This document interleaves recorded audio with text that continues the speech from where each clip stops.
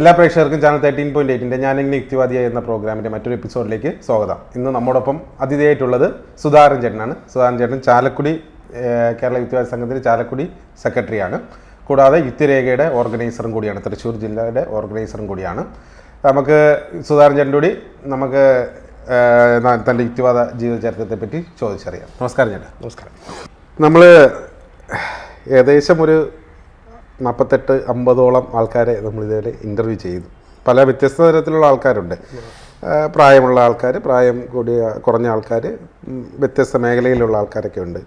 പരിപാടിയുടെ ഉദ്ദേശം തന്നെയാണ്, അതായത് ഏറ്റവും ഇതിൻ്റെ പ്രധാനപ്പെട്ട എൻ്റെ ഒരു ആഗ്രഹം എന്ന് പറയുന്നത് ഈ പഴയകാല യുക്തിവാദ ചരിത്രമുള്ളവരെയൊക്കെ കൂടി പരിചയപ്പെടുത്തണം എന്നുള്ളത്. കാര്യം അന്നത്തെ യുക്തിവാദ ജീവിത ചരിത്രം അല്ലെങ്കിൽ അന്നത്തെ യുക്തിവാദ പ്രവർത്തനം എന്ന് പറഞ്ഞാൽ ഇന്നത്തെ പോലെ അല്ല, കുറച്ചുകൂടെ ഒരു ദുഷ്കരമായിരുന്നു എന്നാണ് ഞാൻ വിലയിരുത്തുന്നത്. അപ്പോൾ അവരുടെ അനുഭവങ്ങൾ പുതിയ തലമുറയ്ക്ക് ഒരു പ്രചോദനമാകും എന്നുള്ളതാണ് വിലയിരുത്തൽ. ഇപ്പോൾ സുധാകരൻ ചേട്ടനോട് നമുക്ക് ആദ്യമായിട്ട് ചോദിക്കാനുള്ളത്, വിശ്വാസ കുടുംബത്തിലാണോ ജനിച്ചത്? അതെ, വിശ്വാസിയായിരുന്നു. വിശ്വാസിയാണ്. നല്ല വിശ്വാസമുള്ള കുടുംബത്തിലായിരുന്നു. അച്ഛൻ ശാസ്താംപാട്ടുകാരനൊക്കെ ആയിരുന്നു, അതായത് അയ്യപ്പന്റെ മെയിൻ ഭക്തനൊക്കെ ആയിരുന്നു. എവിടെയാണ് ജനനം? ജനനം ആലുവയിലാണ്. ആലുവയിൽ. സ്വദേശം ആലുവ. സ്വദേശം ആലുവയാണ്. ഞാൻ ജോലി സംബന്ധമായിട്ടാണ് കല്ലേറ്റഗിരിക്ക് ഇരിങ്ങാലക്കുടയ്ക്ക് വന്നത്. 18 വയസ്സുള്ളപ്പോൾ കല്ലേറ്റഗിരി പോകുന്നതാണ്. ഒരു ഇരിങ്ങാലക്കുട റെയിൽവേ സ്റ്റേഷൻ അടുത്താണ് കല്ലേറ്റിക്കര. അപ്പം അങ്ങനെ ചെറുപ്പത്തിൽ നല്ല വിശ്വാസിയായിരുന്നു. ഞങ്ങൾ 6 മക്കളാണ്. 4 ആണ് 2 പെണ്ണും. 8 പേരുണ്ടായിരുന്നു. 2 പേര് മരിച്ചുപോയി, നേരത്തെ മരിച്ചുപോയി.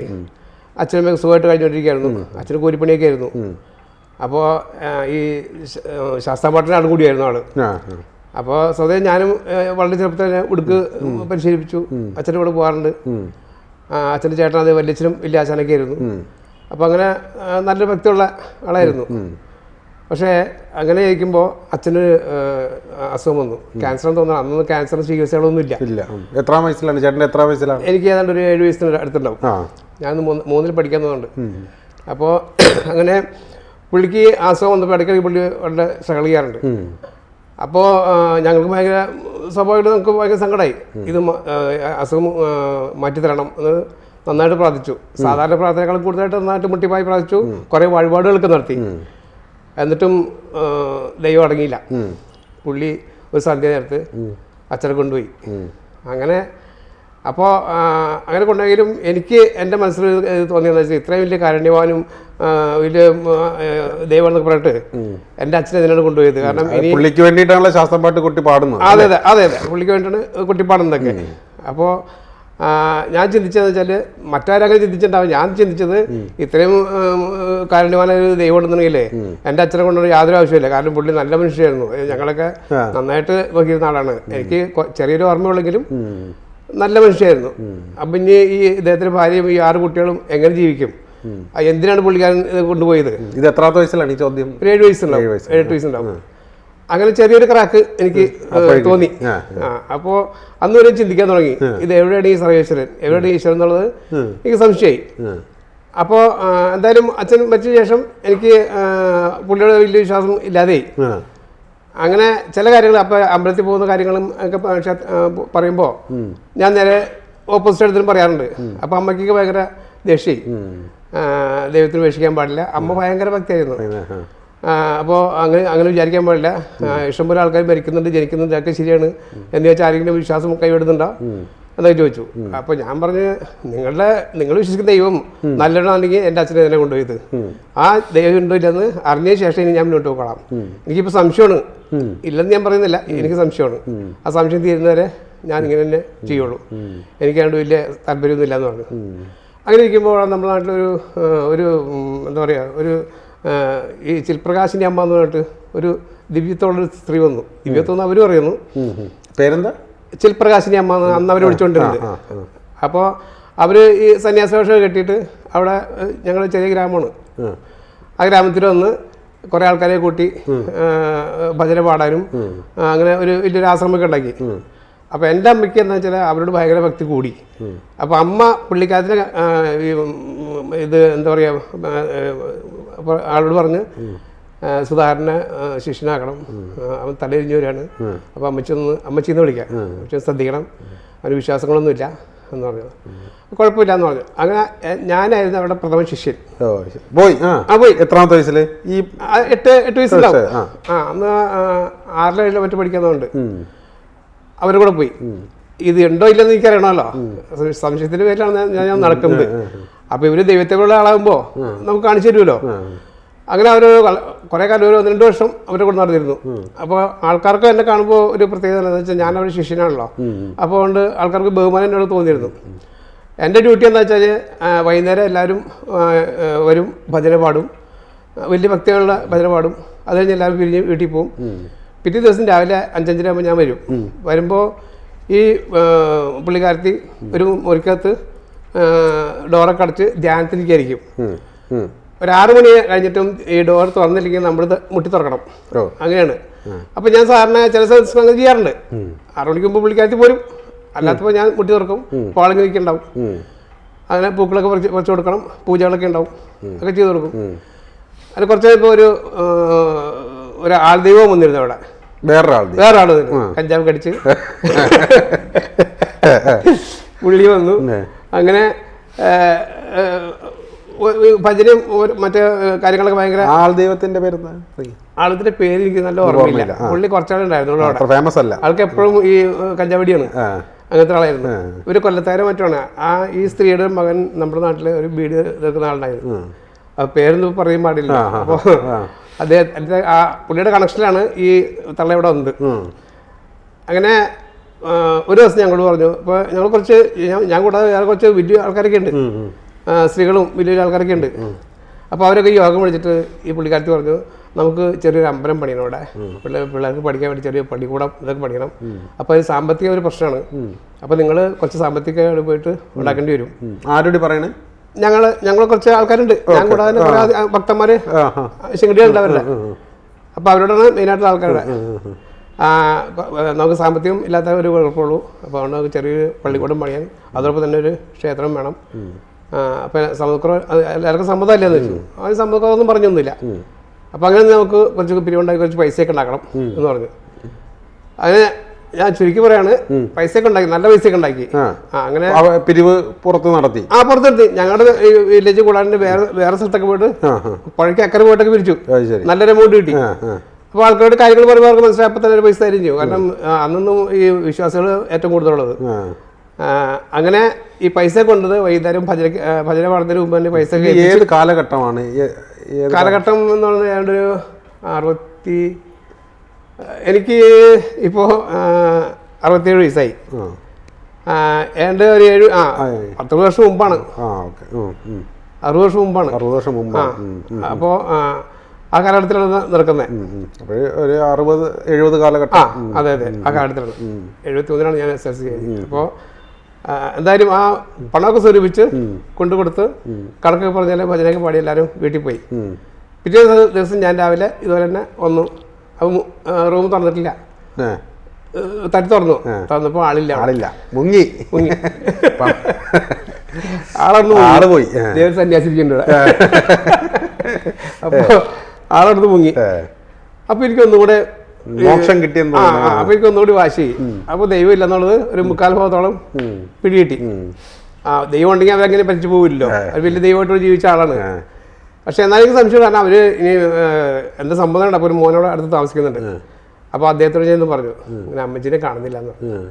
അത് കുഴപ്പമില്ല, നീ പേടിക്കൊന്നും വേണ്ട. അത് ഇടയ്ക്ക് ഉടലോടെ ഏതെങ്കിലും ആ സ്ഥലത്തേക്ക് പോയിട്ടോ. അപ്പൊ അങ്ങനെ ഒരു സ്വഭാവം ആൾക്കാർക്ക് ഉണ്ട്. 2 ദിവസം കഴിഞ്ഞ് വരും, പേടിക്കൊന്നും വേണമെന്ന് പറഞ്ഞു. പക്ഷെ 2 ദിവസം കഴിഞ്ഞ് 2 മാസം കഴിഞ്ഞ് എന്നിട്ട് ആൾ തിരിച്ചെത്തിയില്ല. അത് അവർ ആ പൈസ കൊണ്ട് പോയി. മറ്റേ ഈ ചിട്ടിപ്പിരിവ് നടത്തുന്ന ആൾക്കാരൊക്കെ എങ്ങനെയല്ല, ചിട്ടി പിരിക്കാൻ വേണ്ടിയിട്ട് ആൾക്കാരെ വിടും. എന്നിട്ട് ചിട്ടിക്കാരൻ പൈസയും കൊണ്ട് മുങ്ങും. അപ്പൊ മുങ്ങും. പക്ഷെ ഈ ചിട്ടി പിരിക്കാൻ പോണവരാണ് പിന്നെ ആൾക്കാരെ വായിലിരിക്കുന്നത് കേൾക്കാം. അതെ അതെ. അതുപോലെ ആൾക്കാരെ വായിലിരിക്കണം കേട്ടോ, ഈ പൈസ പിരിക്കാൻ ഭക്തി ഉള്ളതുകൊണ്ട് പ്രശ്നം കേട്ടു. കാരണം ഇവര് പറ്റിച്ചു പോയില്ല. അതിനകത്ത് ഞങ്ങൾ കൂടിയാണെന്നുള്ളതാണല്ലോ.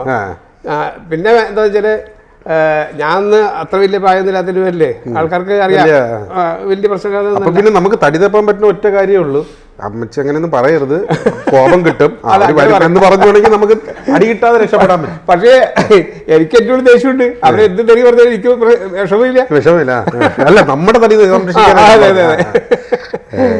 അപ്പൊ അങ്ങനെ ഒന്ന് രണ്ട് അനുഭവങ്ങൾ വന്നപ്പോ എനിക്ക് ദൈവത്തിന് തീരെ താല്പര്യമില്ലാണ്ടായി.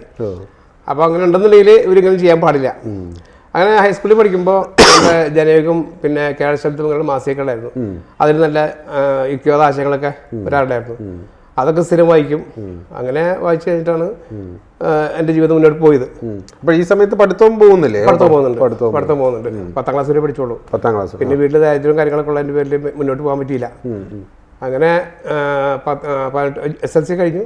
അതിനുശേഷമാണ് എനിക്കിവിടെ ഈ കലാറ്റിക്കൽ ചെറിയ വർഷം മറ്റേ കമ്പനിയിൽ അപ്രന്റീസായിട്ട് ജോലി കിട്ടിയത്. അപ്പോഴും അമ്മയ്ക്ക് ജീവിച്ചിട്ടുണ്ട്. അമ്മയ്ക്ക് ഇപ്പോഴും ആ സ്ത്രീയെ പറ്റി പറഞ്ഞാൽ അമ്മയ്ക്ക് ഇപ്പോഴും ഭക്തി. ഇപ്പോഴും അമ്മയുണ്ട്? ഇല്ല, അമ്മ മരിച്ചു. മരിച്ചിട്ട് 6 വർഷമായി. അമ്മയ്ക്ക് ഇപ്പോഴും ഇപ്പൊ ഞാൻ ഉദ്ദേശിച്ച അമ്മ ജീവിച്ചിരിക്കുന്ന കാലം വരെ ആ തള്ളയോട് ഭയങ്കര ഭക്തിയായിരുന്നു. പക്ഷെ ഞാൻ ആരെയും കൂട്ടാക്കാറില്ല. യുക്തിവാദത്തിന്റെ പേരിൽ ഒരാളെ ഞാൻ മൈൻഡ് ചെയ്യാറില്ല. അതിപ്പോഴും അന്ന് എൻ്റെ ഉറച്ച മനസ്സാണ്. അതായത് എനിക്ക് ഞാൻ ഇപ്പോഴും പറയുന്നത് ഈശ്വരൻ സംശയമല്ല, ഇല്ലെന്ന് തന്നെ ഞാൻ പറയുള്ളൂ. അപ്പൊ അതുകൊണ്ട് എനിക്ക് ആരുടെ അടുത്തും ബോധിപ്പിക്കേണ്ട ആവശ്യമില്ല. ഇനി വേണമെന്നെനിക്ക് ചില ആൾക്ക് നാടകം കളിക്കാം. ഇത് കുറെ ഭക്തിയുള്ള ആൾക്കാർ ഇരുന്നിട്ട് അവരെ പോലെ കാണിക്കാം. അല്ലെങ്കിൽ ചുരുക്കം പറഞ്ഞൊരു യോഗം നിർക്കണം, അല്ലെങ്കിൽ എന്തെങ്കിലും ഒരു പരിപാടി എടുക്കുമ്പോൾ പ്രാർത്ഥനയാണ്. ഞാൻ എഴുന്നേക്കില്ല. കാരണം മറ്റുള്ള ഇതൊന്നും പ്രീതി എനിക്ക് വേണ്ട. അപ്പൊ ഇപ്പൊ എനിക്ക് നല്ല കുറച്ച് തീരുമാനമാണ്. അങ്ങനെ ജോലി കിട്ടി. ഇപ്പൊ ഈ സമയത്ത് സഹോദരങ്ങളൊക്കെ നോക്കി, അല്ലെങ്കിൽ ഈ ഒരു ആശയം എപ്പോഴാണ് ഈ കറക്റ്റ് ആയിട്ട് ഇങ്ങനെ ഒരു 100% വന്നത്? എനിക്ക് 10ാം ക്ലാസ് കഴിഞ്ഞ അതിന് മുമ്പ് 10ാം ക്ലാസ് കഴിയുമ്പോൾ എനിക്ക് വിശ്വാസമൊന്നുമില്ല. എങ്കിലും ചെറിയ അറിഞ്ഞ കൂടി ഉണ്ട്, മുഴുവൻ മാറിയിട്ടില്ല. പിന്നെ ഒരു കാര്യം, നമുക്ക് ഈ സാമ്പത്തിക സ്വാതന്ത്ര്യം വരുമ്പോഴല്ലേ നമുക്കിത് പ്രകടിപ്പിക്കാൻ പറ്റത്തുള്ളൂ. അതെ അതെ അതെ അതെ. അപ്പോൾ ജോലിയൊക്കെ കിട്ടിയപ്പോഴായിരുന്നു? ജോലി കിട്ടിയത് 18 വയസ്സ് ജോലി കിട്ടി. അപ്രന്റീസായിട്ട് കിട്ടി. പിന്നെ അവിടെ തന്നെ ജോലി ചെയ്ത് 24 വർഷം ആ കമ്പനിയിലായിരുന്നു. ആ കമ്പനി പൂട്ടിപ്പോയി. അത് വേറൊരു കമ്പനിയിലേക്ക് പോയി. 2014 ആ കമ്പനി റിട്ടയർഡായി. സാമ്പത്തികമൊന്നും അല്ലെങ്കിൽ ജീവിക്കാനൊന്നും ബുദ്ധിമുട്ടൊന്നും വന്നിട്ടില്ല. യുക്തിവാദി എന്ന് പറഞ്ഞാലും അല്ലെങ്കിൽ ദേശീയവാദി പറഞ്ഞാലും ജോലി ചെയ്യുന്ന സ്ഥാപനങ്ങളിലും എല്ലാവരോടും എനിക്ക് നല്ല ബഹുമാനമുണ്ടായി. അവർക്ക് എന്നോട് ബഹുമാനമുണ്ട്. കാരണം ജോലി കറക്റ്റായിട്ട് നമ്മൾ ചെയ്തു തീർക്കണം. അതാണ് നമ്മുടെ ഏറ്റവും വലിയ. അല്ലാതെ നമ്മൾ ഒരാൾ നമ്മൾ ജോലി ഏൽപ്പിക്കുമ്പോൾ അല്ലെങ്കിൽ ജോലി എന്തോ ഏൽപ്പിക്കട്ടെ, അത് വിശ്വാസത്തോടുകൂടി നമ്മൾ കറക്റ്റായിട്ട് നമ്മൾ ചെയ്യണം. അത് ചെയ്തു കൊടുത്താൽ പുള്ളിക്ക് നമ്മുടെ ഒരു താല്പര്യം ഉണ്ടാവും. അല്ലാതെ ആരും പറഞ്ഞാലും ഉടായ്പ കാണിച്ചിട്ടുണ്ട് കാര്യമൊന്നുമില്ല. ചെയ്യുന്ന വർക്ക് കറക്റ്റ് ചെയ്യണം. അതാണ് ഈശ്വരൻ.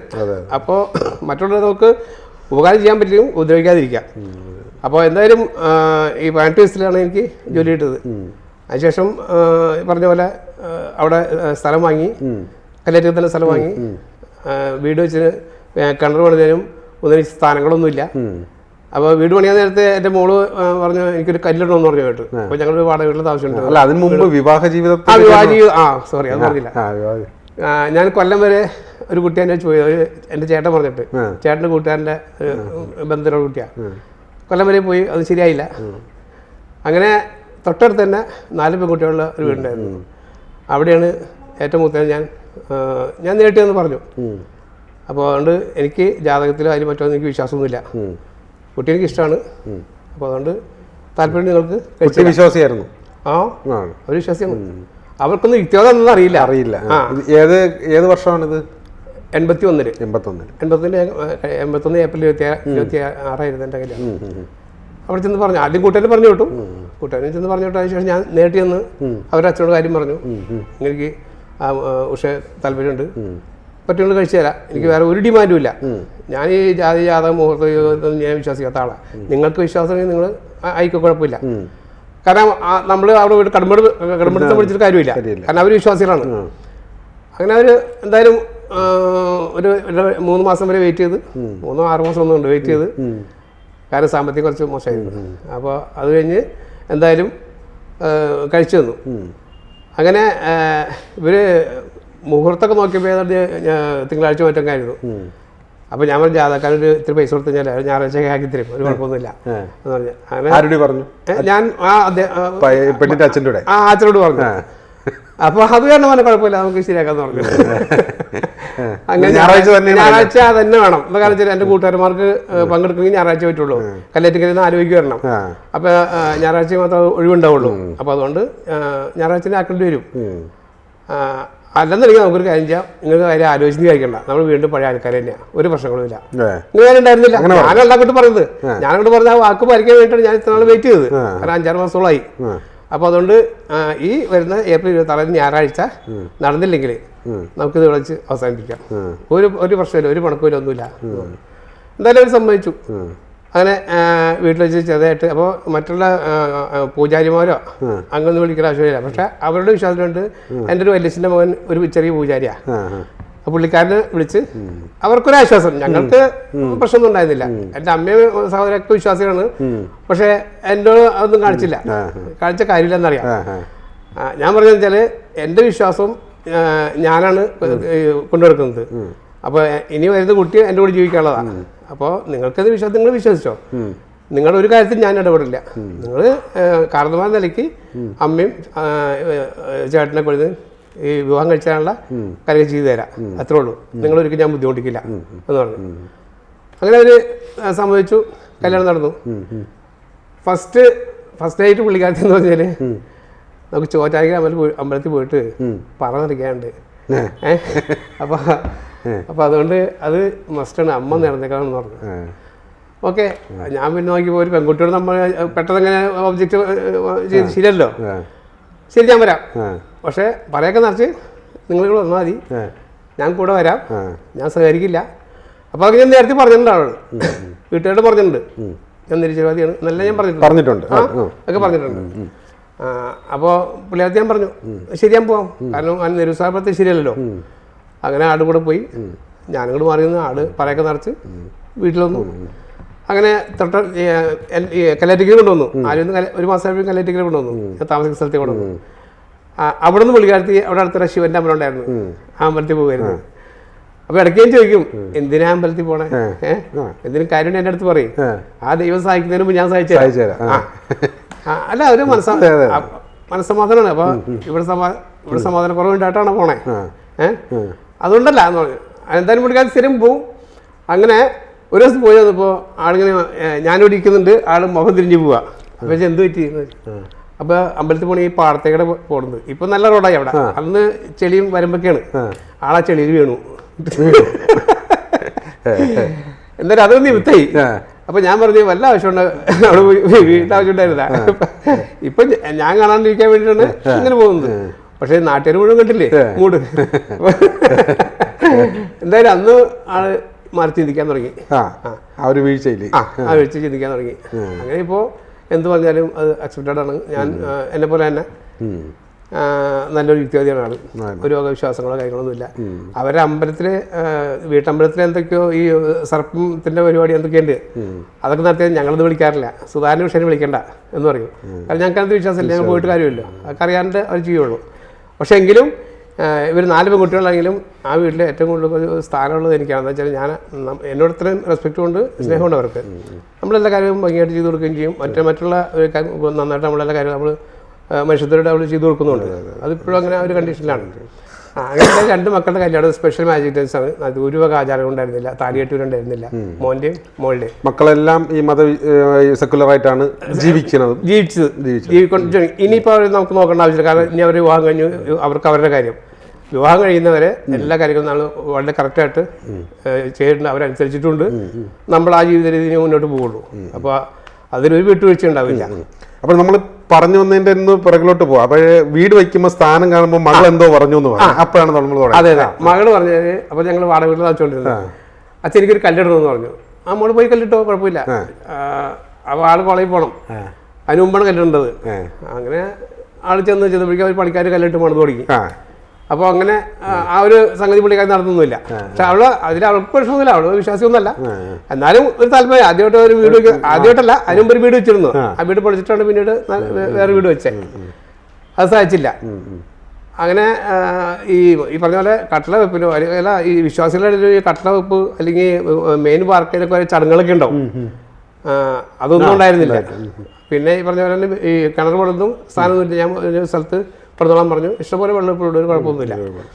അങ്ങനെ വീട്ടിൽ യാതൊരു വക ആചാരങ്ങൾ ഉണ്ടാവില്ല. ഞാൻ മരിക്കുന്നവരെ ഞാൻ സഹിക്കില്ല. അപ്പൊ അങ്ങനത്തെ ഒരു ഇതിലാണ്. ഈ കേരള വിദ്യാഭ്യാസ സംഘത്തിലൊക്കെ പ്രവർത്തനം ആരംഭിച്ചത് എപ്പോഴാണ്?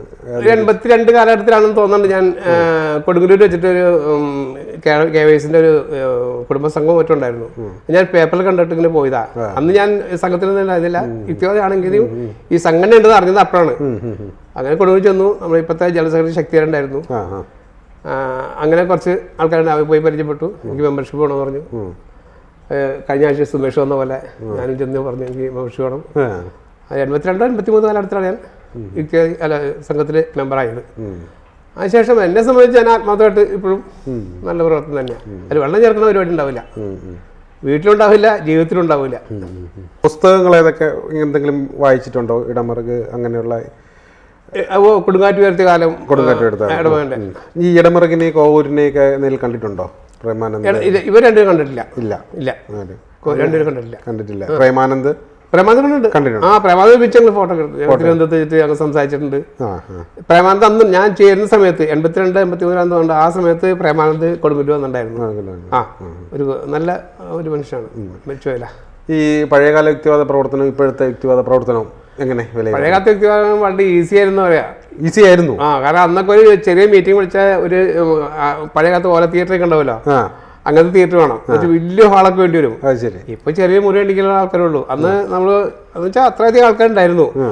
ഇപ്പൊ ആൾക്കാരൊക്കെ ഉണ്ട്, പക്ഷെ പല സംഘടനകളിൽ പോയി. എന്നാലും ഇപ്പോഴും അല്ല, ഞാൻ സോഷ്യൽ മീഡിയ ഞാൻ ചോദിച്ചത്, സോഷ്യൽ മീഡിയ വന്നതോടെ തന്നെ ഒന്നുകൂടി വിപുലമായിട്ടുണ്ട്. അല്ല, പണ്ട് നമ്മളൊരു പ്രോഗ്രാം അറിയിക്കണമെങ്കിൽ കാർഡൊക്കെ എഴുതി കാർഡ് എഴുതി കൈ അടിച്ചിട്ടുണ്ട്. ഇന്നിപ്പോ അതിന്റെ ആവശ്യമില്ല, നമുക്ക് സോഷ്യൽ മീഡിയ വഴി അറിയിക്കാം. കുറച്ചുകൂടി എളുപ്പമായിട്ടുണ്ട്. അതാണ്. അതെ അതെ അതെ. അല്ല, അന്ന് ആൾക്കാർ കൂടുന്നതിന്റെ ഒരു പ്രധാന കാരണം എന്ന് പറഞ്ഞാല് വേറൊരു മാർഗവും ഇല്ല, ഇവിടെ വന്ന് കാണുക എന്നുള്ള ഒരു മാർഗമുള്ളൂ. ആ മാർഗമുള്ളൂ, ഫിസിക്കലായിട്ട് വന്നേ പറ്റൂ. ഇന്നിപ്പോ നമുക്ക് ഇതില്ലെങ്കിലും നമ്മളൊരു പ്രോഗ്രാം ഒരിടത്ത് നടത്തിയത് അതിന്റെ വീഡിയോ അവർക്ക് വീട്ടിലിരുന്നവർക്ക് കാണാൻ പറ്റും. അതുകൊണ്ട് അത്യാവശ്യം അസൗകര്യമുള്ളവർക്ക് വരേണ്ടതില്ല എന്നുള്ളത് കൊണ്ടായിരിക്കും. ഈ സ്വതന്ത്രന്റെ അഭിപ്രായത്തിൽ ഇപ്പോഴും പഴയ കാലത്തെ അപേക്ഷിച്ചിട്ട് കൂടുതൽ ആൾക്കാർ ഇപ്പൊ യുക്തിവാദത്തിലേക്ക് വരുന്നുണ്ട്. ഈ സോഷ്യൽ മീഡിയ വന്നേ പിന്നെ ഈ സോഷ്യൽ മീഡിയ ഈ മതക്കാരും അതേപോലെ അല്ല, അത് അവരും ഈ മതവിഭാഗക്കാരും ഈ സോഷ്യൽ മീഡിയ നന്നായിട്ട് ഉപയോഗിക്കുന്നുണ്ടല്ലോ അവരുടെ മതപ്രചാരണത്തിന്. ഉപയോഗിക്കുന്നുണ്ട്, തന്നെ മനസ്സ് മാറുന്നുണ്ട്. പുതിയതായിട്ട് വരുന്ന ആൾക്കാരോട് എന്താണ് സുധാചേട്ടന് പറയാനുള്ളത്? യുക്തിവാദി എന്നുള്ള എത്ര 67 വയസ്സായി. സ്വന്തം തലച്ചോറ് വെച്ച് ചിന്തിക്കുക. അത് സയന്റിഫിക് ആയിട്ട് എന്തെങ്കിലും മാത്രം നമുക്ക് എടുക്കാം, അല്ലാത്ത കളയാം. അങ്ങനെ സ്വന്തമായിട്ട് ചിന്തിക്കുക, അതാണ് എല്ലാവരും ചെയ്യേണ്ടത്. അതാണ് പറയുന്നത്, സ്വന്തമായിട്ട് ചിന്തിക്കുക, തലച്ചോറ് ഉപയോഗിച്ച് സയന്റിഫിക് ആയിട്ട് ചിന്തിക്കുക. അതാണ് സുധാകരൻ ചേട്ടൻ പറഞ്ഞത്. ആ ഒരു വാചകത്തോടു കൂടി ഈ എപ്പിസോഡ് ഇവിടെ വൈൻഡപ്പ് ചെയ്യാമെന്ന് വിചാരിക്കുന്നു. എന്തായാലും ഇത്രയും സമയം നമ്മളോടൊപ്പം സഹകരിച്ചതിന് സുധാകരൻ ചേട്ടന് ചാനൽ 13.8 ഒക്കെ നന്ദി അറിയിക്കുന്നു. മറ്റൊരു അതിഥിയുമായി വീണ്ടും കാണുന്നതുവരെ എല്ലാവർക്കും നന്ദി, നമസ്കാരം.